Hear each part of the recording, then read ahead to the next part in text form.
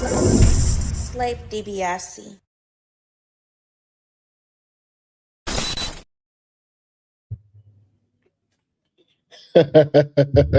What's going on with y'all, man? What's up? Why? Do you hear me out there? Let me know in the chat if you can hear me. Without further ado, it's your boy Slave DiBiase, aka Victor Von Slay, aka Slay Daniel Richards, aka Tony Spark, aka got so many shades they thought I had a lazy eye. And this is another live session of what? The Offenders Initiative podcast.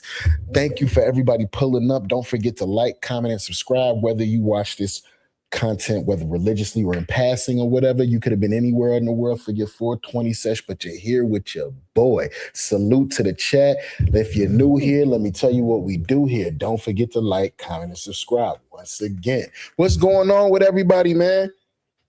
Also, too, if you're in the chat, because this is a sesh, tell me what you're smoking on, what you're smoking out of, and where you're from. I always like to meet new people, man. You know what I'm saying? Whether on the smaller or bigger scale does not matter. It's Monday, y'all. It's Monday. As y'all can see, I'm ready. It's Monday Night Raw. You know what I'm saying? Got the CM Punk shirt. I love CM Punk because he don't let nobody shut him the fuck up. That's why I love CM Punk. You know what I'm saying? But yeah, y'all see the caption for today's sesh, man. You know what I'm saying? We got Raising Kanan Season 5, Episode 1, the Lulu Fallout. We're going to get to that in a minute. Kanan did something very, very crazy and explosive that may set the family on a trajectory of doom and despair. We're going to get into that. We also have some new Avengers Doomsday leaks. You're going to want to stay around from that. You're going to want to stay around for this one. This is a good one. And also, too, our favorite show that we've been watching 4 seasons of and still don't know what the fuck is going on, from Season 4, Episode 8, reaction and breakdown to that, man. Of course, y'all know we on time, always on time, and with that, you feel me? But anyways, don't forget to like, comment, and subscribe. But I'm sure just like y'all know, like I know everybody is aware that the New York Knicks are now the NBA champions. Yes, they are the NBA champions, right? So we had a little bit of drawdown, or not even drawdown. Some explosive things happened after the Knicks won the championship, man. I just kind of want to give y'all a little appetizer of what the Knicks championship, how the city reacted after they won. And all I'm going to say is after looking at this, I can only imagine what would have happened if they would have lost. Hold on, y'all. Just want to give y'all a little appetizer right quick. Look at this foolishness. We fucking did it! We burning this city down, nigga! You see a sports fan, we flocking! NYPD, he's fucking back up! Fuck me on, nigga!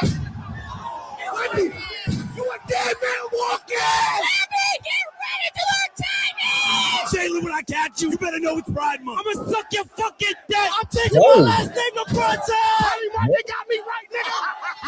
Fuck you, Donald Trump! Fuck San Antonio's fat ass winning! Your long ass dick, I'm gonna...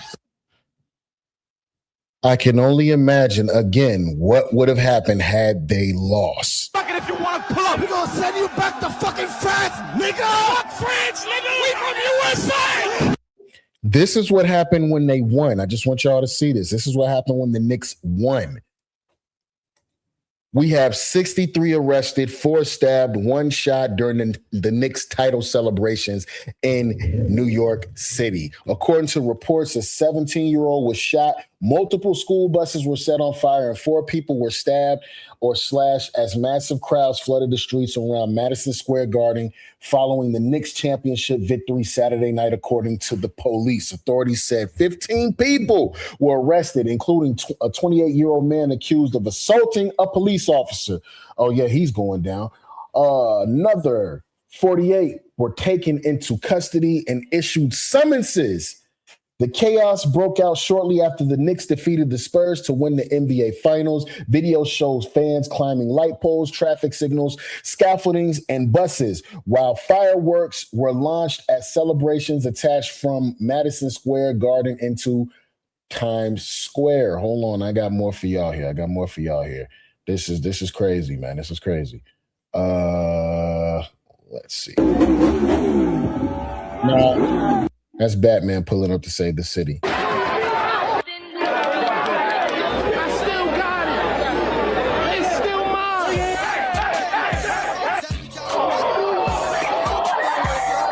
Salute, Cash, salute. I'm just Cash, it's time to roll up. Suck my dick. Oh. To my kid, he never come out.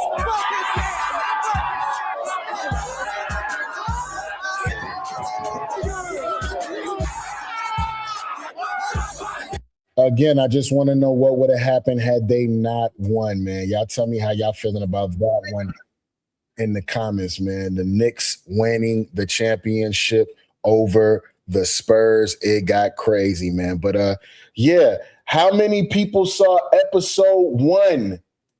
Episode 1, season 5, Raising Kanan. We are at the end.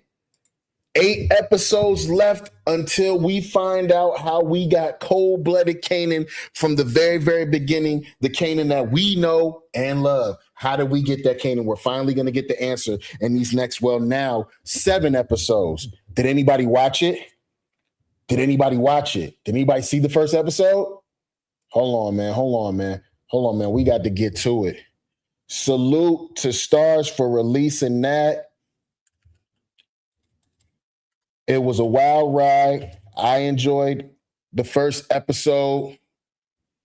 Again, did anybody see it? I just want to know, just want to ask the question, did anybody see it? Because we are definitely going into spoiler country here. Do y'all understand me? Okay, everybody good? Everybody good? Everybody good? Y'all know how I am. I'm trying to be a nicer person, you know what I'm saying? Because somebody said, when I tell y'all to take y'all bitch ass on, I'm being too rough or whatever. So I'm trying to be nice here as far as to telling you, you know what I'm saying? This is spoiler country. Get your ass on. All right. Without further ado, we're going to go into we're going to have some quick thoughts and then we're going to talk about it. This is by way of Mark Dark, y'all. Y'all familiar? If not, please give that brother a good like, comment, and subscribe. I love everything he does. I love everything that cat does. Matter of fact, hold on. No, let's go to Season Think. I like them better. Salute to Season Think. Give them a like, comment, and subscribe, y'all, and let's get into it. Raising Kanan Season 5, the explosive first episode. Give me your predictions while we talking about it. Let's go. Choose this life on his own? Or was he pushed into it from the very start without even knowing? Because when you look closely at episode 1, nothing feels simple. Every smile hides tension. Every silence feels heavy. And every small moment is pointing towards something much darker that is slowly building under the surface. This is not just another beginning. Y'all tell me right now, with episode 1 dropping off, who do we see getting taken off the board? Before we go any further, anybody that watches this show, tell me who y'all see being taken off the board early. This is the start of a change that cannot be reversed. In the first part of the story, Kanan is not fully the man he is going to become, but he is no longer the boy he used to be either. You can feel that gap growing inside him. The way he looks at people has changed. The way he listens has changed. Even when he stays quiet, his mind is clearly not at peace. It is like he is standing at a point where 2 paths meet, but both paths are already pulling him into trouble. The world around him is also getting colder. Family relationships are not soft anymore. There is distance, even. Basically, what she's saying is Kanan is growing into the grown man that he became to be, the guy that we knew in season 1 of Power. Well, season 2 after he got broken out. She's dragging this shit. Hold on. In close conversations, people are saying things without saying them directly. You can feel hidden pressure in every interaction. No one fully trusts anyone, but everyone still acts like everything is normal. That is what makes it more dangerous. Because in this kind of... That's a normal in the Power universe. At the very, very end, in the very, very last season, nobody trusts anybody. And now we're in the whole realm of who's going to get taken off the board. Again, give me your predictions as to who you think is going to get taken off the board, y'all. World, silence is never empty. It always means something is coming. Kanan's home life shows this change clearly. The comfort that once existed is slowly breaking apart. Small arguments are becoming more serious. Words that used to be harmless now feel like warnings. Even when people try to protect him, it somehow feels like they are preparing him for something worse instead of keeping him safe. And Kanan is noticing all of it, even if he does not say it out loud. Outside the home, the streets are becoming even more unpredictable. Power is shifting quietly. People are testing each. Thanks, Season. You cool, but you not giving what's supposed to be gave, as the children say. Hold on, man. Hold on, man. Hold on, man. I'm going to get us right. Hold on, man. Hold on, man. Maybe I should go with the. There we go. Bam. Open her up. There we go. Bam.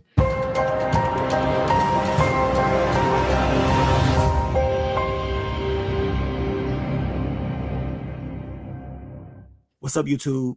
It's your boy Mark Dark, and I'm back with another video. If you're new, if you love power, go ahead and hit that subscribe button, like the video, and leave the theories, comments, everything down below.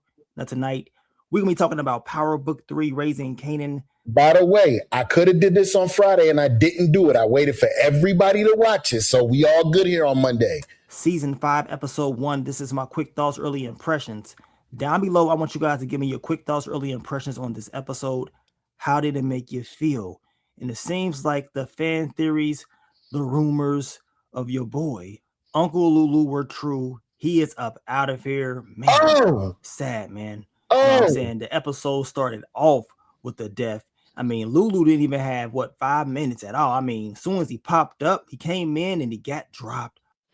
Lulu didn't even have any speaking parts. He came in the room and got pop, all in his chest.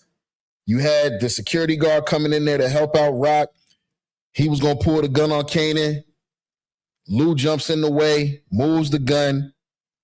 Kanan turns around mistakenly, or maybe not, we don't know, and kills his uncle. So rest in peace to Uncle Lulu.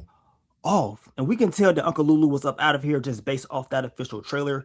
Like I told you guys, we barely saw him at all. He was not in any of those exclusive pics. He wasn't in any of those exclusive clips as well. So we already knew something was up. Now, your boy B-Rilla, he up out of here too. We smoking on that B-Rilla pack.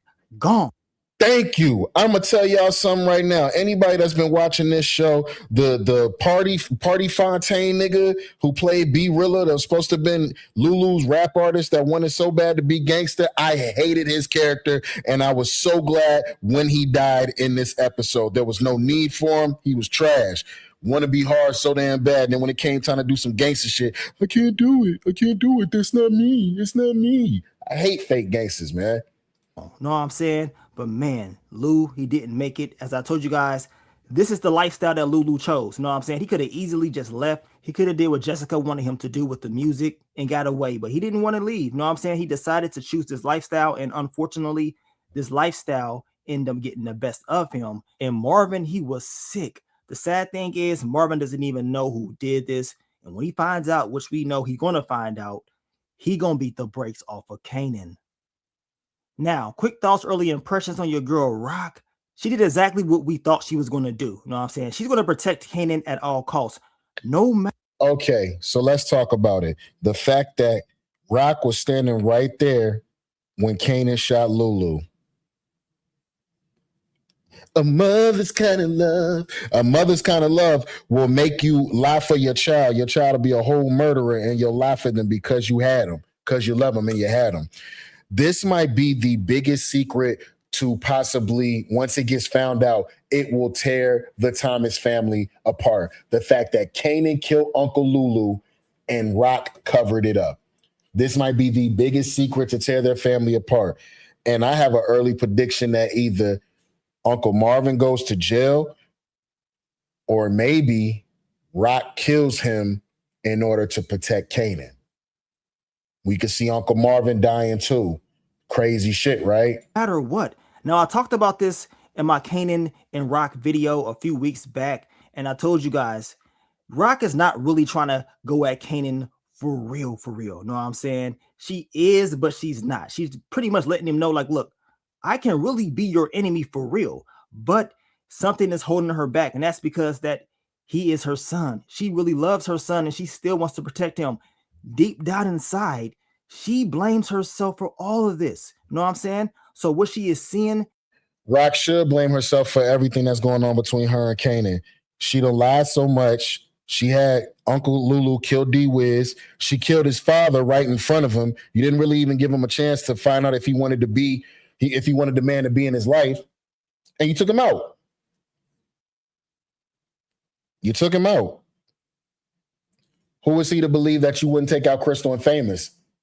By the time Kanan finds out that Snaps and Pops are the ones who are really the puppet masters behind all the plight in his life, it's going to be too late. The Thomas family will basically be taken down. I don't see Unique around, and this is going to be the era of Breeze. Y'all watch my words, man. it's just sins of the mother. You know what I'm saying? So, of course, Kanan shoots Lulu by accident. He didn't know it was Lulu. He turned around, he heard somebody and popped him, right? Kanan was sick. Rock. I don't know. If you watch the episode, you might could make an argument that Kanan had enough time to turn around, see that it was his Uncle Lulu, and he fired anyway. Especially with how he carried it after, you know what I'm saying, everything went down. Heartless, cold-hearted, no remorse, no emotion whatsoever. Was sick, but Rock did what she always does. She cleans it up, and she drops off one of her security dudes as well. I'm like, damn. You know what I'm saying? No loose ends. So, of course. Well, she had to drop off the security dude because she was at first telling him, yo, nobody, you know what I'm saying, don't tell nobody this. Don't tell nobody nothing about what you're seeing or whatever. Then I'm thinking to myself, as soon as she let the security guard out the car, I was like, better go ahead and just get him up out of there so that he can't tell nobody, not even your mother, nigga. So, of course, she smoked the security guard that saw Kanan kill Uncle Lulu. Again, all of this covering up for Kanan, who's way too far gone to even worry about at this point. What we were seeing in this episode is Rock cleaning up his mess and keeping the secret. Her and Kanan, they both know this secret, but we know somebody gonna find out that secret, and we already know who that somebody gonna be. Your girl, Jukebox. That's a fact. I'm saying? Jukebox gonna find out. She was already watching Kanan and Rock at the funeral. She was peeping game, like, okay, something's not right between the two. The crazy thing is, we know Jukebox, she was the one that called Lulu that night to go and check on Rock because she knew Kanan was going over there, right? And of course, she did not hear anything back because Lulu ended up dying by the hands of his nephew, Kanan. No, she was watching them the entire time. I'm telling y'all, one thing y'all cannot do, whether she was old Jukebox or young Jukebox, you can't slide nothing past her. She picks up way too fast. She picking up right now what's going down. Saying they say you ain't a. She even said it in this episode. Last I seen, Uncle Lou was going by the house to check on you because Rock was we'll go check on Rock at her house because Kanan was talking some crazy shit, talking about he about to go over there and go see her. You know what he mean? You know what we mean when we say I'm about to go see him. This the pet detective right here who gonna figure everything out. Jukebox. Killer till you kill somebody you love. Well, Kanan, he did it in this episode, but in reality, he didn't really intend to do that to Lulu. Him and Lulu, as far as I know, they was on good terms. You know what I'm saying? Not the best of terms, but he didn't want to drop him off. He didn't want to do him like that. You know what I'm saying? I don't know that, Mark Dark, because I'm tripping a little bit harder if I'm Kanan. I'm saying sorry if I'm Kanan, if I mess around and I put 2 or 3 holes in my uncle's chest. I'm not just standing there looking. I'm probably saying I'm sorry. I didn't mean to do that. I might even have dropped the gun. Kanan didn't do none of that after he shot Uncle Lulu. All he did was look. As a matter of fact, the look on his face had to look like he was blaming Rock for him having to do that. He's turning more and more into that adult Kanan that we know from the original Power. I love it. Wanted to finish his mom's off, but as I told you, the whole thing is keeping the secret. Once that secret is revealed, Marvin, he is going to raise hell. I mean, even at the funeral, Marvin didn't give a damn. He was cussing, pretty much letting everybody know that he's not going to forgive the person that did this. And I cannot wait to see Marvin beat the brakes off of Kanan. Yeah, y'all see this, right? Later in the season, Marvin puts hands on Kanan like a grown man will put hands on another grown man. That shit got serious. And I'm thinking it's got to be after he finds out what really happened with Lulu. Marvin was at Lulu's funeral telling everybody, man, fuck all this shit. Fuck all this shit. You niggas know what time it is with me. He's saying it like this at the funeral. I said, man, this is going to be a quick way. It's going to be more darkness that's going to come to their family. Remember, we only got 8 episodes in this season, so we got 7 more episodes to see what happens in the aftermath of all of this. I want it to happen in the next episode. I mean, we only get 8 of them, you know what I'm saying? So might as well let it happen in this next upcoming episode. Kanan need to get that ass beat. Now, quick thoughts, early impressions on Unique and Breeze. We know Unique, he was going to find Pernissa. We talked about this. He found her. He dropped off B-Rilla. He up. Good. B-Rilla with his non-gangster ass. He hears some knocking at the door. He called her Pernissa, all sorts of bitches and all that. Shut up, bitch, or I'm going to smoke your stupid ass. All for Unique over here to kick in the dough, put 2 shots in him. Fa, fa, fa, fa, fa. He out of there. I'm so glad. I hated that B-Rilla character. If you watch Raising Kanan, tell me if you didn't hate the B-Rilla character. I don't know why he even existed. Trash. Out of here. And of course, Pernissa's like, look, I got to get the hell up out of here my damn self because it's entirely too dangerous. So she ended up leaving. But we know Unique and Breeze will be doing business together as of right now. And some of those exclusive clips that they released gave up information from episode 2. It was actually episode 2 clips that got released as well, from my understanding. But we know Marvin and Kanan will have a conversation about Breeze and, of course, Unique not being there or something like that. By the way Breeze moves in this first episode, as far as like asserting his dominance and his aura as to who he is and playing into the lore and the legend of who Breeze becomes later down the line as to why Ghost has to knock him off. First episode, he letting you know who he is. The man is a leader of a fight club. He tell one of them boys they in there fighting. The one dude won't finish off the other dude. He pulled a strap. He said, either you put him down or I put you down. That's the only way we make our money in here. 2 people walk in, 1 person walk out, the other person on their back. The fact that he's touching hands with everybody in the city like, yo, I'm the new guy here. You either work with me or you're going to get rolled over. Breeze on that type of time. Like that. So eventually, this whole thing with Unique and Breeze will fall out, in my opinion. We can tell that Breeze, he respects Unique, but he don't really like him like that. Breeze gonna kill Unique.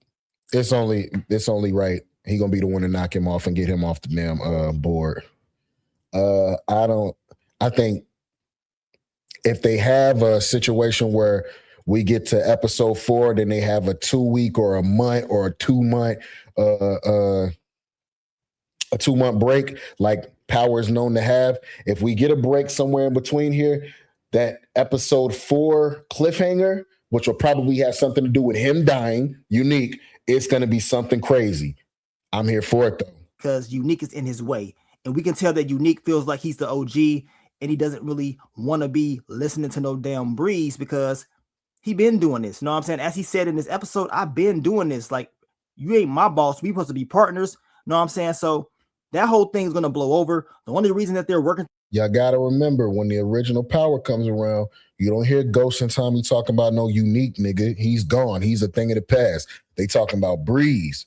Breeze was running everything when they was coming up. Breeze and Kanan. Yeah. Breeze going to be the one to take Unique off the board. Together is because of Snaps and Pops, who was pretty much controlling the board. Snaps and Pops will be exposed eventually. I cannot wait to see that. But as far as this whole Breeze and Unique thing, this will not last, in my opinion. Something major is going to happen in Unique. He's going to be screwed when it's all said and done. Y'all can let me know what y'all think is going to happen when it comes to. As far as Snaps and Pops go, yeah, they are going to get exposed at some point, right? They are going to get exposed. But because, remember, this is a part of the Power universe.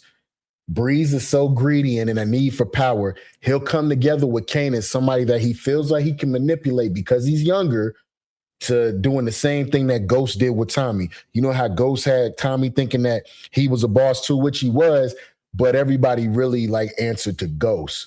Whenever it came time to make decisions, they would always look at Tommy like, where's Ghost? You know what I'm saying? So he can manipulate Kanan into thinking that he was really running something, and the whole time it's really Breeze who's running everything. So yeah, I see when it comes to Snaps and Pops getting exposed, Breeze is actually going to have a hand in them going down. And those is his aunt and uncle. He's going to have a hand in them going down because they will be in his way as far as taking over the whole South Side. This storyline. Now, quick thoughts, early impressions on your boy Stefano. We know he is recovering after the attack by Phil Russo, and he's pretty much declaring war. You know what I'm saying? He's telling this organization, like, screw all this other stuff. You know what I'm saying? I know I'm recovering. Don't worry about me. All we need to worry about is getting revenge. Okay. The dude that tried to kill Phil Russo out there in Jersey, the other Italian mafia nigga, right? What type of hitman are you? You supposed to be up in the ranks as a boss. I mean, you done knocked off a couple of people to get to your boss status. How you couldn't complete a simple shivving? You were supposed to have made sure that man didn't move. You left him there bleeding and looking at you. You sitting over there just bleeding. As a matter of fact, it was enough to get him to the hospital for him still to be alive. Now, Tony Danza over here is on some, he telling all his dudes, prepare for war. It's going to get crazy. We're going at everybody. You take a shot at the king, you best kill the king. On Phil Russo by blood, and it's going to get crazy, y'all. Now, we'll go into more details about this episode in the full recap later on in the day. But basically what we saw in episode 1 was the aftermath of the finale from season 4. Of course, Lulu getting dropped off and Rock cleaning it up in order to protect her son like she always. Okay, so what you didn't hear about in this quick thoughts and early impressions is the girl Alicia comes to console Jukebox. You know, that's supposed to be her little girlfriend. And she says, why don't you just go ahead and move down to Atlanta with me? So much has happened. You know, she said, everything's going to be all right, though. And Jukebox lets her know, nope, everything's not going to be all right because I just noticed how crazy I am. And I'm crazy just like the rest of my family. And we're going to take off from there. How are we feeling? Did we watch episode 1, season 5 of Raising Kanan? This is the final season of this. Are we liking the way that it started off? I kind of already knew Uncle Lulu here, you know, rest in peace, was going to get dropped off, but still doesn't hurt any less, man. Rest in peace, Uncle Lulu, man. You know what I'm saying? Y'all tell me in the comments how y'all are feeling about that one. But on to the next one. Hey, I want to let y'all in on something, right? I'm going to show y'all a little something and just don't tell nobody, all right? I'm going to show y'all a little something. Pause. Don't tell nobody. I'm going to show y'all something. Hold on. I just want to see if y'all can see what I'm seeing. Check this out.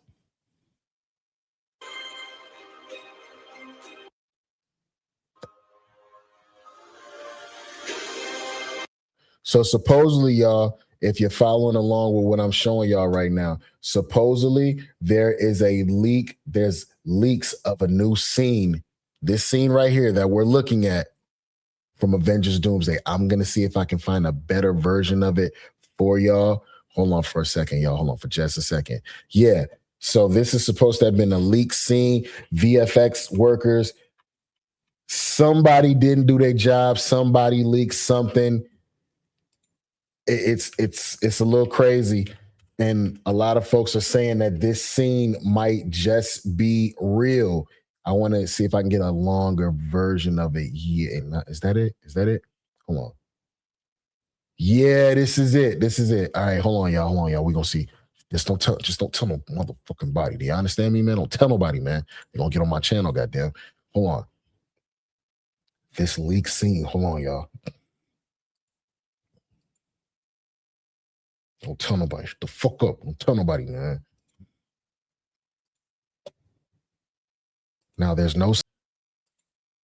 This looks a little real to me, y'all. I'm sorry. This looks a little real to me. This looks a little real to me. Hold on. We got somebody that we know that's gonna break this down, of course.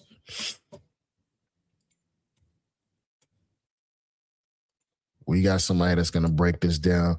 I want to say it's the boy Everything Awesome.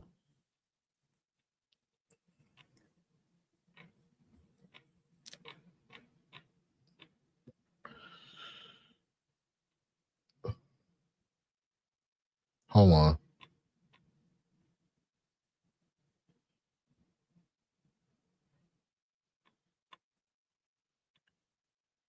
Could be Everything Awesome on. If it's not Everything Awesome, it's going to be War Stew.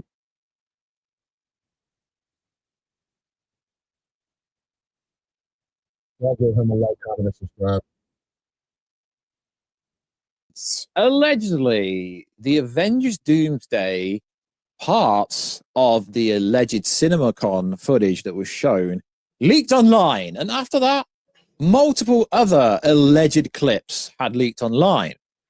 And apparently it was just unfinished VFX with no audio, with potato quality level rendering, and also no audio on any of it. And the alleged explanation comes from my time to shine. Hello. The lad had this to say. One of the VFX companies working on Avengers Doomsday was hacked. And this is where the recent leaks are coming from. There is a high possibility that more leaks are coming out. There's also a high probability that this is controlled leaks and Marvel is doing this indirectly themselves to market the movie. There's also a very high chance that the second trailer for Spider-Man Brand New Day leaked on purpose, controlled leaks. And what I find most interesting is people that were at CinemaCon that I see on Twitter were all saying, yo, this was fake. And now they're like, oh, chat, this could be real. Because all marketing is real marketing. Y'all just saw that, right? Y'all just saw what I showed. That looks a little too real, even if it's unfinished VFX. You saw Doom floating in the sky. You saw the Avengers and the Fantastic Four and the X-Men back-to-back surrounded by Sentinels that came out of the ground. By the way, they're going to have to tell me in that movie when we see it, they're going to have to tell me in that movie why the X-Men just had Sentinels just laying down around them to be controlled. And as you can see, the Sentinels were glowing green. You saw Dr. Doom's mask, the eye part, it was glowing green. So that means when he activates his powers, his eyes turn green and all that. I'm here for all of it. It's good marketing. All press is good press. So these minor clips release it, even if this is a real leak. If the movie is going to be 3.5 hours long, this X-Men Sentinel scene at leaking, which looks absolutely insane, but it's potato quality. Really is. So Dr. Doom controlling the Sentinels to fight the Avengers, Fantastic Four, and X-Men. We see the likes of Steve Rogers, Captain America, Thor, Nightcrawler, Warstew, Yelena, Mystique, Cyclops, Gambit, Shang-Chi. So, yo, what is good, YouTube? Warstew here. If you're new around here, make sure to subscribe to never miss any of the content. Hold on, Warstew. I fuck with you, but the boy Cosmic Wonder, he just talks a little bit better. He talks a little bit better. I'm so sorry, sir. He talks a little bit better. Okay, so we're going to get what happened with that situation from the boy Cosmic Wonder.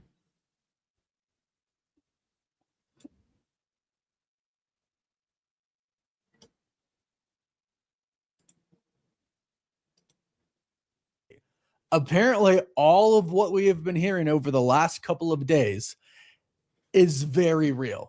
Wow. Everything about. So if y'all saw what I just played, that whole situation with Dr. Doom summoning and taking control of the Sentinels and the X-Men, the Fantastic Four, the Avengers all being surrounded and going to battle and all that is a real scene. Oh, I'm even more hyped for this movie. The Spider-Man leaks, the Avengers Doomsday leaks, the Doomsday trailer being out there and other assets as well. That has to be real now because I have literally just seen a scene from Avengers Doomsday. Now, it's not the trailer, right? Somebody sent this to me and it was just, holy crap, watch this now. I started to watch it. I realized what it was. I stopped. I said, hey, is this the trailer? And they said, no, it's a scene. I was like, okay, cool. Because I'm trying to hold out to watch the trailer in like a live stream with everybody, right? I want to like it's a big moment in pop culture history, but they're like, we all are holding out. Yo, Marvel, Disney, drop the fucking trailer, man. I need rewinds on that. I need folks to pull up so we could talk about that. Drop the motherfucking trailer, bruh. In vivid 4K, bitch. We need that. It's time.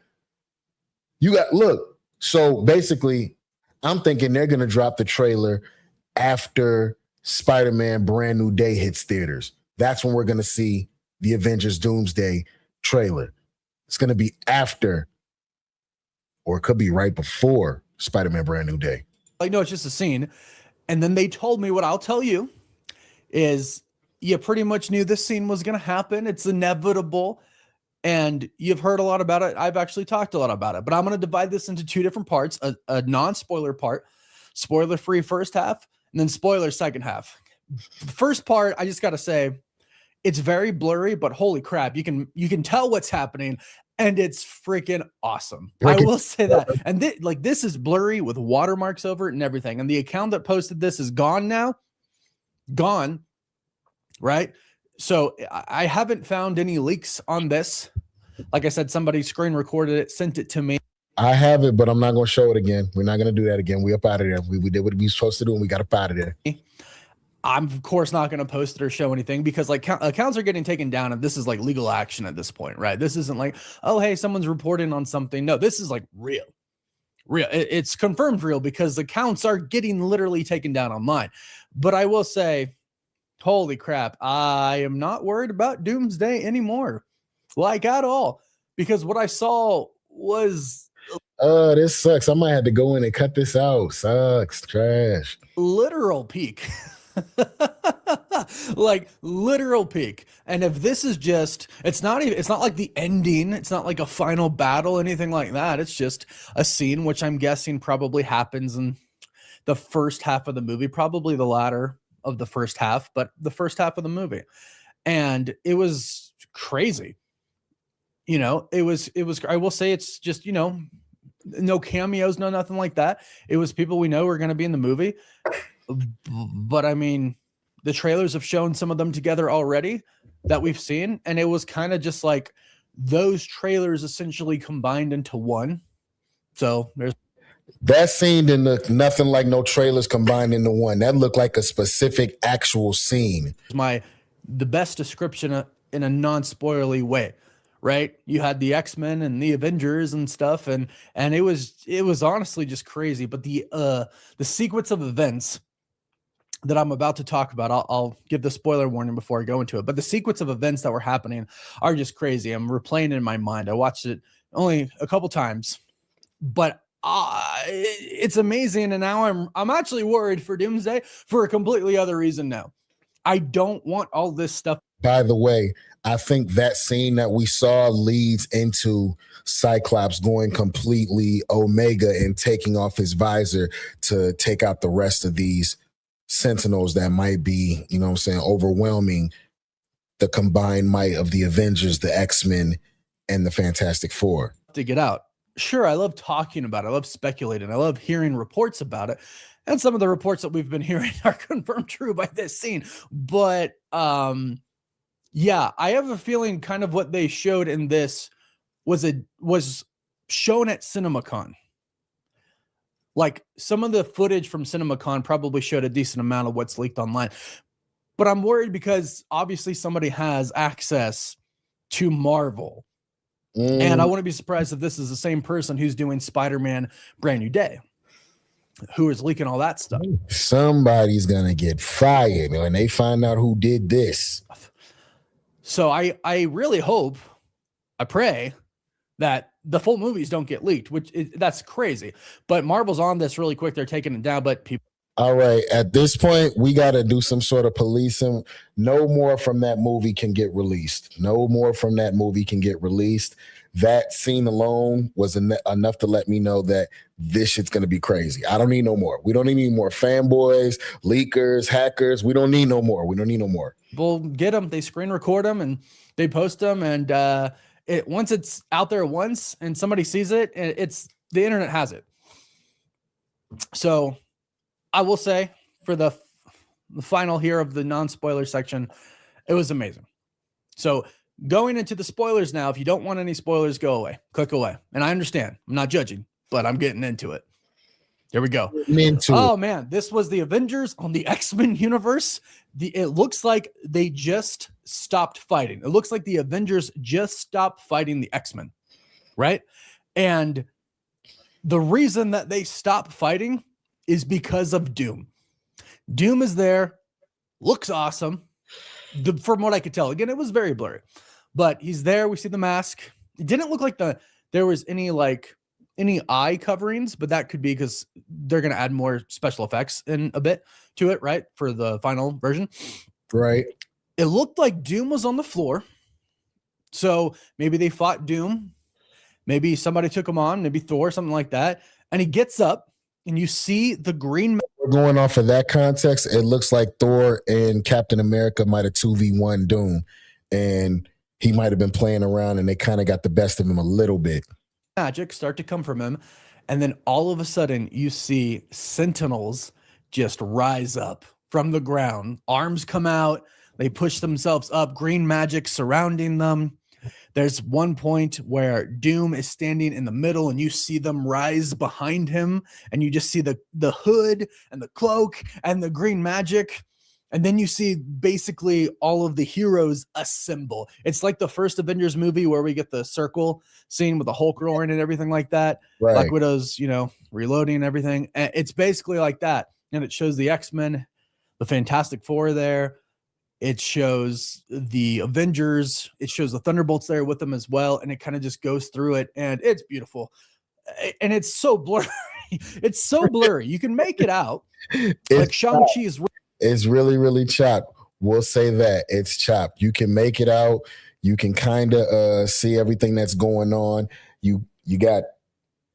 From what I could see, Nightcrawler was teleporting other heroes in so that they can fully assemble. I saw Gambit there. I saw Shang-Chi. But again, all those VFX were not finished. They weren't finished.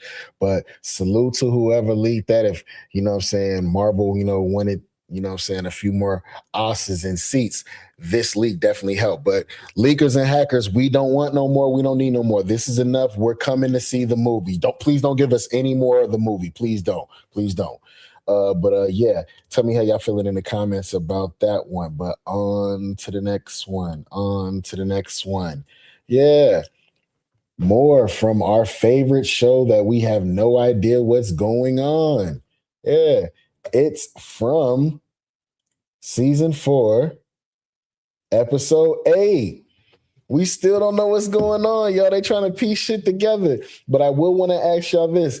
Do you think this mission that Jade and Boyd are planning is going to get everybody killed? Do we feel like everybody's not making it back during this situation? I will say this.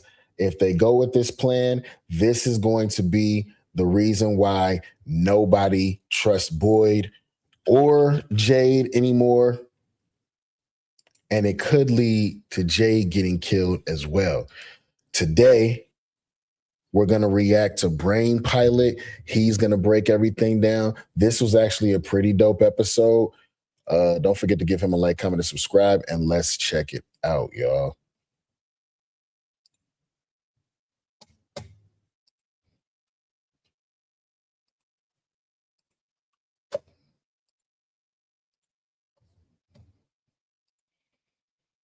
From season 4 has just been released, and in this episode, we finally got to see the Man in Yellow returning. Boyd's mind is now breaking, Fatima's body is transforming, Jade is getting frustrated, and the Man in Yellow is becoming frightened about what's on the horizon. He said that an unimaginable suffering could be on the way if they retrieve the bones, but I think he's bluffing. This episode quite literally set up the final 2 to be a collection of episodes that are going to contain risk, tension, and simply the unknown about what's on the horizon. So with that, I wanted to break down the episode, explain the ending, and share what I thought of it. Here is from season 4, episode 8, Ending Explained. Just to let you know, this video will contain spoilers. Yeah, stop playing. We do spoilers. The Man in Yellow, let's go. Man in Yellow. Boy, was I excited when the Man in Yellow appeared during the ending. I'm not gonna lie, I didn't expect it, but I'm so glad that it happened.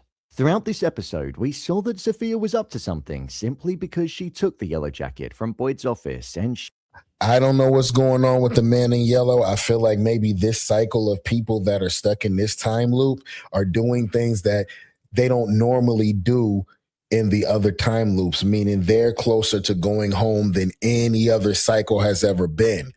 So Sophia, aka the Man in Yellow here, is trying to intercede by telling folks little bullshit in order to throw off everybody's plans. She over here scared. She also went into Tabitha's home and took all of the drawings that Ethan did to remember people. It turned out this was because she was actually planning on transforming into the Man in Yellow with the hopes of frightening Tabitha. This is actually the most time that we've ever spent with the true Man in Yellow, and he was frightening. Not only did he have a coldness to him that was supported even further by the grey skin tone that he had, but with the soft touches, the laughs, smiles, and kisses that he gave off, it was just so unsettling to watch. Sophia asked Boyd earlier on in the episode if the totem ended up working on the monsters out of the blue, to which Boyd said no, and you could tell that there was a slight sense of relief in her face, even though she had to look disappointed. The Man in See, this is what I'm saying. This is a new cycle doing things that no other cycle has done before. So he had to figure out if he didn't know if the totems were going to work on the outside monsters. Yellow mentioned the plan about the bones to Tabitha, which is something that I feel is going to get mentioned again and could be key to uncovering the identity of him, because they'll think about who was in the room when they discussed and revealed the original plan. Plus, he also put a conundrum in her mind where the bones could be the key to getting out of there, or they could unleash a kind of suffering that could never be imagined. Personally, I think the bones are the key. If a suffering was going to be unleashed, there'd be no warning whatsoever. It would be in the Man in Yellow and the monster's favor for the suffering to happen, because that's exactly what they aim to do every night when they go out of the caves. So I think the Man in Yellow lured Tabitha there because he was actually frightened that they were getting closer to getting out of the town, and they This is true. This is true. The Man in Yellow is scared. If he wasn't, he wouldn't have shown up and talked to her. He hasn't shown up as his true, human form until he's only done it like once or twice. He's definitely scared. might have just found an answer. So I think once Tabitha reveals to Boyd what she saw, he'll look at it like that too and know that the mission that they're going to embark on into the caves might bring about some people's end. But in the long run, the opportunity for more people to be saved could be the very thing that does end up happening. Just like what Father Khatri said. It was actually interesting hearing the Man in Yellow saying how Jade and Tabitha and the previous incarnations of them were the closest things to friends that he's ever had. It made me question if the Man in Yellow is actually a lonely individual, and also made me question if he's actually the ruler of the town, or if the town itself is an omnipotent force that is bound together in some way by a curse, a little bit like Widow's Bay. Either way, I think the Man in Yellow showed his hand by doing that to Tabitha and showed that they're heading in the right direction. Or this could be him playing on human nature. If I tell you not to do something, you're going to do it anyway, which will lure all the monsters down there to kill the whole town so that he could hurry up and eat. Could be that too. It also connected to what Jade said earlier about people in the past not being able to make the difficult decisions and doing the risky things to find the answers. So I think the plan to go into the caves will be something that will happen in the next episode, and it could yield results. Boyd's fractured mind. Now, I think the reason Boyd's mind is beginning to break more and more is because of the very reason that the Man in Yellow appeared in front of Tabitha at the end, because they're getting closer to answers and finding a way of getting out of there. With Boyd, we're seeing his tremors becoming more regular and him hallucinating and seeing. The town is trying to get a stronger hold on everybody because they're coming closer to the answers. So by attacking the town's leader, Donna's health, Boyd's sanity, you know what I'm saying, and taking those leaders down, strike the shepherd and the sheep will scatter. And hearing things. Most of what he sees comes from his biggest nightmare, and that's the fact that he's responsible for the death of the love of his life. It's something he's never been able to get over, and in seeing the photo of the Viewmaster, the ring on the stairs, the hand of her at the grave, and now also the gunshots that killed her, it shows that he's still stuck in the past and not truly moved on from it because of the guilt that he has. The vision that he had when he left the woods was something that also showed that his biggest insecurity in the present day was him being responsible for getting more people killed. Hence why he saw Jade, Tabitha, and Donna all dead on the ground in the woods. He is leading the town, but he's reached a point where he's struggling to make difficult decisions because he doesn't want to sign off on a plan that's going to get more people killed. I don't think Boyd can take the weight of more deaths. The graveyard is full, and the most recent dead, Roger, didn't even find peace in death. Pair that with Boyd's breakdown to Donna when she was on the cusp of death. He's not got much more fight in him. The issue that Boyd... Yeah, he told her, he said, you die when I say you die. I think this is more of a lonely type situation. He's scared to be alone. He doesn't want to get anybody killed, and anybody that he's had any sort of attachment to, it would make him alone if they're gone. Had with the plan to retrieve the bones in this episode is that there was only one way into the chamber and one way out, so he feared that once the people went down there, then the monsters could simply block off the one and only exit and then slaughter them all. So he didn't want to lead people on a mission where they weren't going to be able to make their way back. However, Jade realized that there is actually another way out of the chamber, and that's through the bottle tree. Above the chamber, there used to be... Hold on, the bottle tree ended up getting Buddy, making Buddy go through the pool wall, and he ended up dying, getting crushed into the wall and all of that. So that bottle tree might not be the most safest route to go either. Roots of a tree, and that tree eventually became the bottle tree. So what Jade wanted to do was send people in there to get the bones and use the truck to pull the tree out of the roots, which would then enable people a safe passage out of there. It seems like a plan that would work on paper. However, Boyd feared that on the day the tree wouldn't be able to get pulled out, and then everybody would just be stuck down there. We've seen the town play tricks on people and cause things to go wrong on multiple occasions, so I wouldn't put it past the town on trying to keep the bottle tree in the ground if it came to it. Look at what happened to Dale after all. With Tabitha revealing what the man in yellow said to her, it's going to add to the difficult decision that Boyd is going to need to make, but I do think that he'll believe that the man in yellow is frightened and look to exploit that by going through with the plan. Henry's despair. Being told that you have to forcibly disconnect from the anchor that's keeping you in that place means only one thing: you have to die. And this is what Henry over here having the town play with him because he done drunk Sophia's blood, the man in yellow's blood. Now he thinks he's actually in some sort of dream state, and he done took some bad acid, and he's actually in a mental hospital, and his son is grown with no problems and all of that. This is going to lead to him offing somebody, I believe. What I've been saying all along. The town has been manipulating Henry into believing that the real world is actually what he's seeing when he's having these visions. And you know what? The show even had me thinking that what we were seeing was real for a small moment. Henry saw an idea of what he wanted his life to be like, the one that he never got to have because it was all taken away from him. Victor was wearing a suit and seemed to be successful. His daughter was too, and he also had a grandchild. This was Henry's dream, the family and life that he never got to have. All of this basically stems from the fact that the man in yellow put his blood inside of Henry's drink, and it's now enabled him to basically get inside of his mind and take over his reality. Henry has no idea what's real or not anymore, and he doesn't know if he needs to forcibly disconnect or if he needs to stay in Fromsville and just ride out the storm like everybody else. He was told by Victor in his vision that he took a substance a long time ago, that there was something wrong with it, and that was what caused his mind to enter that point where he's... That's a cruel trick to have that man giving him visions of the life that he wants. I'll be so glad when they get the man in yellow. He's crooked, man. Been in the care facility and imagining this alternative world. In reality, we know that that's not the case, and it's basically just the town trying to cause more damage and to get Henry to end things for himself.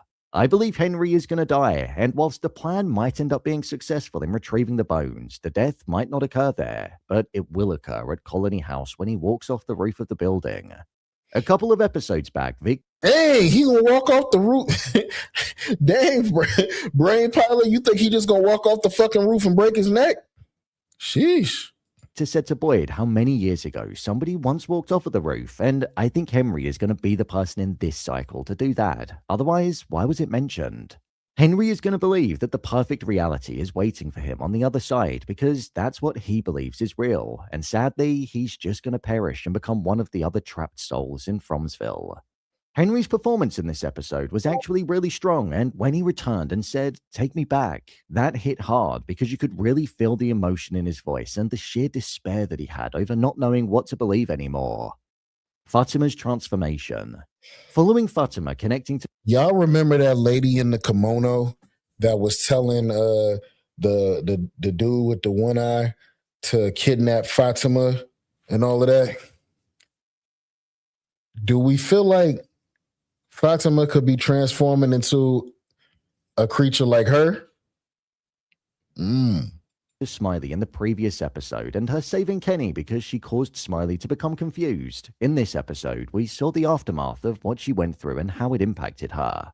With Fatima, we saw that she had varicose veins running through her body and she had a heart rate of 16 beats per minute, meaning that she shouldn't be able to be alive at that point. Fatima had a coldness to her, and she believed that she could well have been transforming into one of those monsters. I wonder if what happened during the season 3 finale is actually going to connect to that very theory that she has. It's obviously said that the monsters gained immortality by sacrificing their children in the caves. Technically, that did kind of happen with Fatima, even though it was against her will. She carried Smiley, birthed him, and then her child was taken from her and given to the town. So I wonder if even though it wasn't what Fatima wanted, the town still recognized the ritualistic act of the giving over of her child, and now she's going to end up carrying the curse with her moving forward. The fact that she's got such a low heart rate level, it does make me wonder if she's transforming into something. That's what I'm saying. She could be turning into the lady with the kimono. Would make the most sense. It was said that the monsters didn't have a pulse, so I wonder if Fatima's is going to drop to 0. I think Fatima will also connect into the plan that Boyd is going to be doing with the sending of people into the caves. If she's able to connect with Smiley and she wants to utilize her abilities, I think she'd do what she could to help and see if she could track where the monsters are whilst they're inside of there. Ethan and Victor. I actually found Victor's story in this episode to be one that was quite heartbreaking. Nah, fuck Victor. Yeah. Fuck Victor, nigga. This is the guy on the show with all the answers, and he won't tell nobody nothing. I don't want to talk about it. I don't want to remember. I don't want to talk about it. Shut up. He went to the man in yellow's car and found a bag of teeth. You know the man in yellow takes people's teeth after he makes a kill. It was a bag, like a big bag, like the big bag of diamonds that Chris Tucker had in Money Talks. It was a big bag of teeth like that.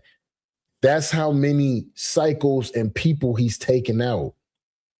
You know exactly what car to go to. What else do you know, Victor? I don't want to talk about it. Head ass. After realizing that Ethan was basically going to mirror the journey that he went on whilst in the town and end up being the last remaining person, he was doing his best to just tell him how to survive. During this time period, we initially saw Tabitha deny Henry's help up to the container, but by the end of it, we saw that Tabitha held his hand and almost spoke as if she were Miranda. When Henry was speaking of the loneliness, that was where it was the most emotional, because you could feel the pain that he actually went through, and it must have been horrifying. I did actually find it quite funny though when Victor said how the doll that was originally Miranda could be transformed into Tabitha, and she just rolled her eyes and had enough of it all. When she told Victor that his mother did try her best to get him out of there and that she loved him deeply, you could tell that Victor felt every word of it. Man, weirdo, man. Don't give that motherfucker no help. Don't give him no comfort. He got all the answers.